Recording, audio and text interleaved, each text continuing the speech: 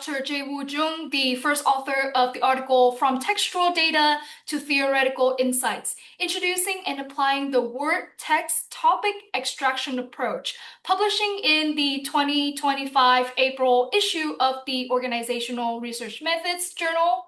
Jaewoo, thank you for being here and welcome. Thank you so much for inviting me.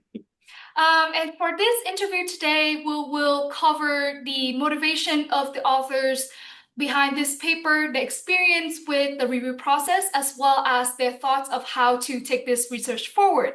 So to start us off, Jaewoo, could you give us a brief highlight of this paper and how it can help scholars in their research? Okay. So our papers introduces something we call the word, text, and topic extraction approach, or WTT approach for short form. It's a new way to help researchers connect large-scale textual data with the theoretical idea they really care about.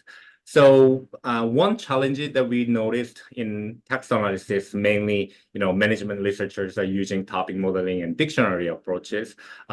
The challenge is that, topic modeling like LDA just show what common themes in your textual data. That can be really helpful, but so when you are trying to study a specific concept, it often, they give you a lot of topics. You may not find something that you're interested in because there's a lot of noise there. And using, dictionaries isn't, always work because sometimes they don't fit with your research context, or you don't find, specific dictionary that you are interested in. So in that case, you need to build your own dictionary, which takes a lot of time. So our WTT approach can help researchers focusing on the part of the text that matter for their study, but still, stay open to new ideas from your textual data.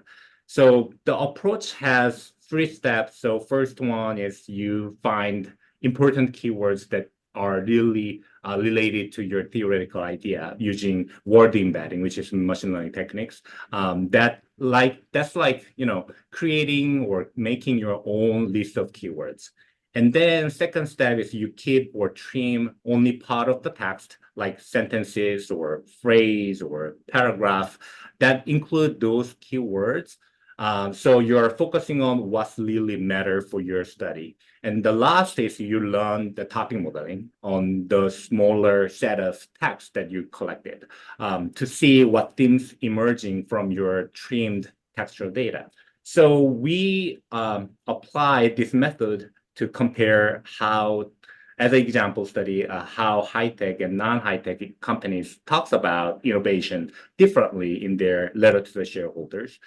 We found that high-tech firms tend to emphasize things like disruptive innovation and product innovation, while non-high-tech companies are focusing more on operational or service innovations. So if you're just using topic modeling with full text, you might miss innovation or deal with a lot of noise. If you're using dictionary, you may see, how often they mention innovation, but not different types of innovation, unless you have those specific type of dictionaries. So overall, we hope our WTT approach gives scholars a practical and flexible tool they can adapt to their own research questions, especially when they are working with a messy and unstructured textual data. Yes, thank you for sharing with us the highlights of the article and how it can help scholars in their research. So to continue this conversation, could you share the motivations of why you want to work on this paper and how you start working on this paper? Yeah, so I started working on this paper because of my own struggle, and then with text analysis, and then there's a different approaches. So before I started this project, I was a second-year doctoral student and working on a paper about entrepreneurs' idea of innovation, like how they consider innovation and how does it, interact with the other factors like firm performance and other, psychological factors. So I collected, letter to the shareholders as my main data set, and then I analyzed it with the dictionaries, with dictionary approach I took it. And I used, existing dictionary, but the dictionary will not quite capture for what I was interested in at the time. And even I tried to build my own dictionary. It takes so much time, based on the context that I have in my data. So, but the process was really, taxing and takes so much time at the time. So then I, turned into topic modeling, which was, that was just starting gain traction in our management field. So I thought it would be great, solution is great idea. So I started learning, Python and how to code all, and took classes from the Wenjun's class, which is one of our author, and also the Anne Smith was, guiding me to, dictionaries and topic model and all that. So I finally gained some skill set and learned the LDA topic modeling at the time with my data set. But again, I led into another frustration that topics didn't came out what I really interested about innovation. So, it took me a lot of time and frustration, and those experiences really shaped my research directions. I realized I wasn't alone. Also, I went to conferences and I had a multiple conversation with my, many faculties and PhD students who were really excited and interested in text analysis, and also at the same time struggling with the similar issue that I experienced.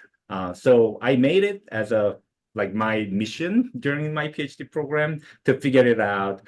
What are different ways to deal with textual data? So I wanted to develop a method that could help researchers extract theoretical insight more precisely, and explore unexpected but related theoretical idea that they are really interested in from textual data. So that was eventually led to the WTT approach in this paper. Yes, and I think it's really interesting to see how you see a problem during your PhD study, and then you see that scholars in the field also share that problem and how you want to solve the problem. So with that, in the review process, what was your experience, and was there some good lessons or experience, advice from the reviewers that helped shape the article it is today? Yeah, that's really great question. So I always appreciate the ORM reviewers and editors and associated editors. So I was really grateful for the support that I received from the reviewers and again the associate editor and the editorial team and the editor-in-chief, the co-editor-in-chief through the process. So when I got first article, I was so excited, but at the same time, it was really overwhelmed because I was, that was during the pandemic and I was juggling with my dissertation, to be graduated, and also navigating the job market, which it was tough. And then my wife was pregnant, so I need to care about her. So we don't have family in the United States at the time. So I tried my best, but at the same time, I wasn't sure that how I could revise everything that reviewer asked for within the timeline. So around that time, I attended a conference, which is the SMA, Southern Management Association conference. And then there's a session that led by Lisa Lambert, who is, co-editor in chief at ORM. She was running the conference session, and during the session, I think someone asked about review process and about asking about extensions and things like that. And then what Lisa mentioned at the time was really stuck with me. She said, clearly said that they are value, quality over, rushed, half-baked submission. So Mm. honestly, hearing that moment was like, that was really encouraging me, and also happy, like feeling that I have, more than getting just the other knowledge solved. So I reached out her, email her, request an extension, and then the editorial team was very understanding of my situation. They gave us, generous amount of time, which allowed me to revise the paper more thoughtfully and thoroughly. I was able to submit a much stronger manuscript because of that flexibility, because of that time. So that was great experience. And another thing I also would like to mention is that, we, in our paper, we have supplemental material that we include our Python code and R code to show how we did our approach, WTT approach. We wanted to transparent and make it easier for other researchers who apply their own our approaches with their skill set with R and Python. So one of the reviewers clearly mentioned that they really appreciate it at the beginning, and also the one reviewer clearly mentioned that they want to see more those code included in the paper. Mhm.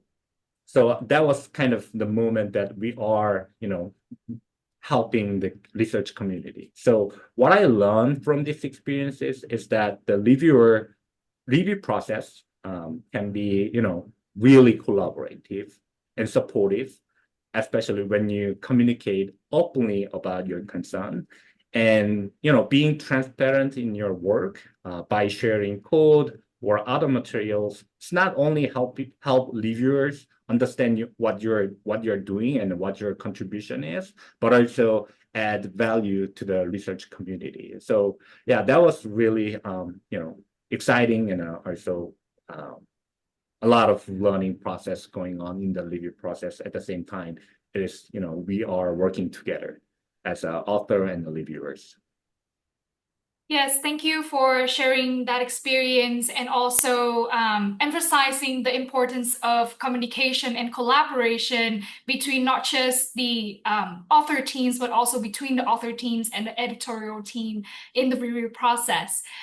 So during your time working on this paper and now, what is your current revaluation of the text analysis in organizational research or also the use of WTT methodology in text analysis?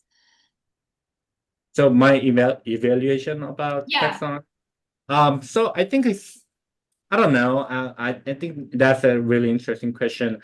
I hope more people are interested in, different ways to, understanding, using the textual data, because, even though we have a lot of AI and new machine learning techniques up, emerges at the same time, but people are not often in our management researchers are not often using different types of text analysis approach. So I personally hope that I see more, text analysis tools are emerges. That's just my experiences and my perception, but who knows? I think that other people might be working on it.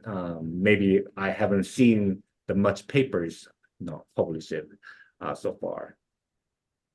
So from this methods that you and the author teams have developed, the WTT, where do you see it's going?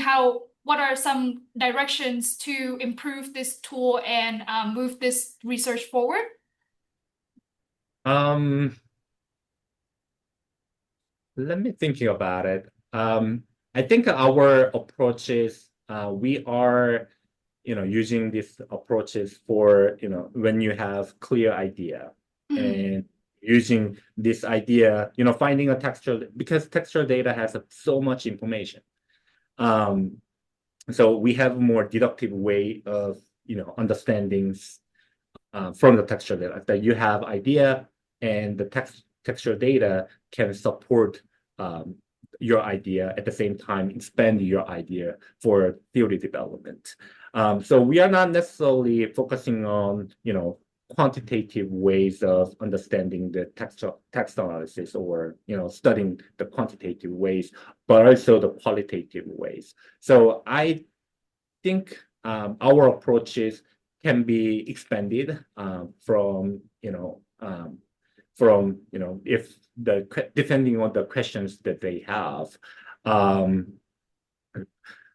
I think like I'm trying to somehow, experiment with my own data in the different research questions that I am asking, but it's not, sometimes it's hard because, textual data is not often, give you what you're looking for like immediately. So there's a lot of iterations that you need to take to understand what's actually happening with the actual real world, and then the text data that have here.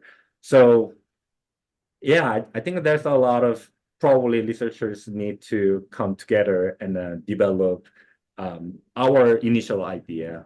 Hope that I want to be a part of it, and then keep pushing the other researchers are using our approaches, and also bring in other methodologies that combine to our approach. That's my hope, but who knows? Yes, and with this very exciting tool, do you have any advice for scholars who want to use this tool, or scholars who are interested in developing tools in textual analysis? So advice, I don't think I have any, I have a kind of, not necessarily about our paper, but in general, I have a couple of advice that I can speak about, especially text analysis and machine learning. The field is changing so fast. There's a new algorithm and approaches constantly emerging, but often some people's are, like, this is changing so fast, so I don't know, it's my work is outdated, or this method is outdated or something. But to me, it's really exciting because it means there are so many opportunities to answer your research questions with textual data, right?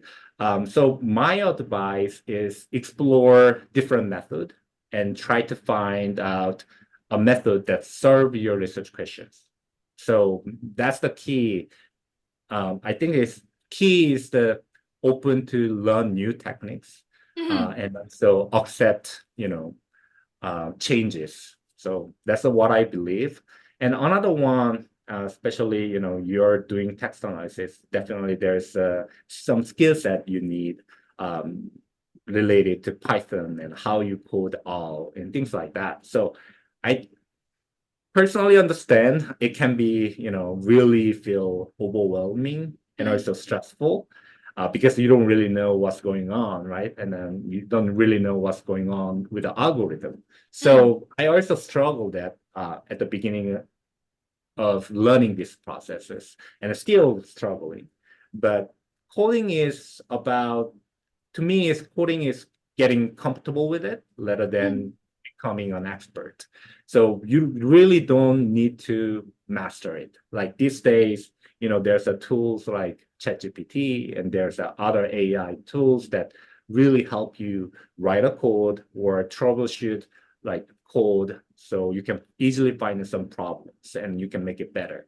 And also there are a growing community of researchers sharing their code online.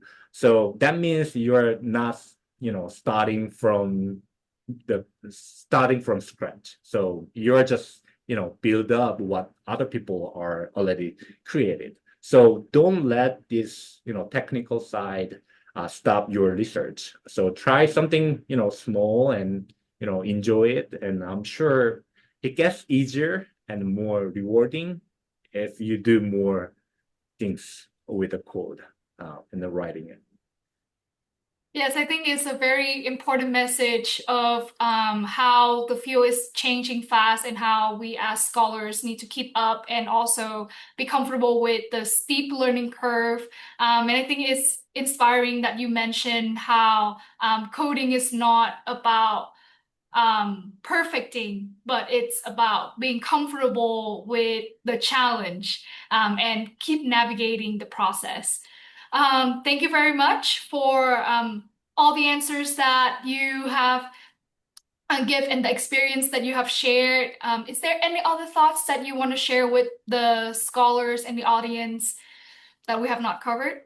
I think I can, speak more about my paper. I think I can talk about like what is our main takeaways from our paper. Yes. Is that one thing for our paper is that many management researchers are using either dictionaries or topic modeling, which can be too narrow and focusing on specific words, or too broad and open-ended topics.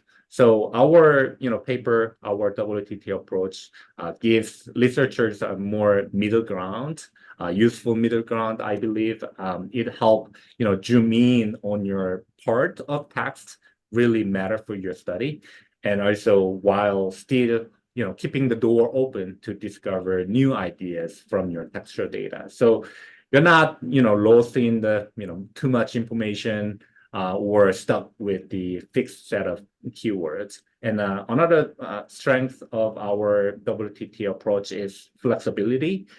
You can adjust step to fit your own research. For instance, you can different word embedding method techniques that you can use to find important keywords, or you can choose how much text that you want to include. Is that paragraph or sentences? Or you can pick different topic modelings or different number of topics, so work best for your data. So that means you can use WTT approach to study different types of research questions. So we believe that it is a toolkit that you can shape and also change to explore research topics rather than just template what we need to follow, what we have done. Like, you don't need to follow what we have done. So that's my final thought. Yes, thank you for highlight again the takeaway from the paper and emphasizing the flexibilities of this tool and how it allows scholars to explore new ideas during the process as well. And again, thank you for your time today and for the work of you and the co-author teams in developing this tool for scholars. Thank you very much. Thank you so much.